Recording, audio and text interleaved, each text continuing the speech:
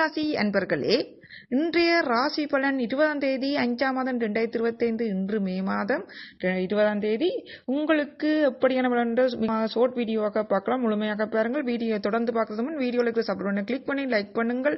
கொமாண்டில் ஒரு கேள்வி, தெளிவான கேள்வி, கைரேகை சம்பந்தம், ஜாதகம் சம்பந்தம், பரிகாரம் சம்பந்தம் எழுதி கேட்கலாம்.